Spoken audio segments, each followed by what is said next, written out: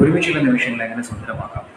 നമ്മൾ കപ്പിൾസിനെ പറ്റി സംസാരിക്കുകയാണെങ്കിൽ ഒരു കാമുകൻ കാമുകിയെ കാണാൻ പോകുന്ന നിമിഷം അദ്ദേഹം വളരെ എക്സ്പെക്റ്റേഷനോടെ പോകുന്നു. കാമുകി പരാതിയാണ് പറയുന്നതെങ്കിൽ സിറ്റുവേഷൻ പോയില്ലേ. ഇനി കാമുകി കാമുകനെ കാണാൻ വരുന്ന നിമിഷങ്ങൾ കാമുകൻ എന്താണ് രീതി എവിടെ നോക്കി അത് നോക്കി പറയുകയാണെങ്കിൽ സിറ്റുവേഷൻ പോയില്ലേ.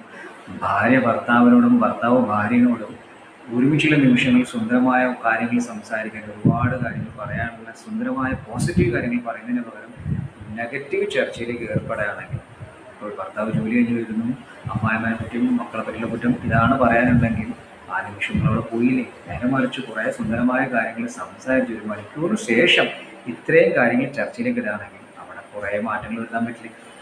അപ്പോൾ ഓരോ വ്യക്തികൾ ചേർന്ന് നിൽക്കുന്ന സമയങ്ങളിൽ ഒരുപാട് സുന്ദരമായ കാര്യങ്ങൾ പോസിറ്റീവ് കാര്യങ്ങൾ ചർച്ചയിലേക്ക് കൊണ്ടുവരാൻ എത്തിക്കഴിഞ്ഞാൽ ആ നിമിഷം വളരെ മനോഹരമാക്കാൻ പറ്റും. അതല്ല നമ്മൾ നെഗറ്റീവ് ഷെയറിൽ ദേഷ്യം പിടിക്കുന്ന കാര്യങ്ങളാണ് സംസാരിക്കുന്നത്, ആ സായാഹ്നം അല്ലെങ്കിൽ ആ ദിവസമോ നമ്മൾ കയ്യിൽ പോകുന്ന അവസ്ഥ.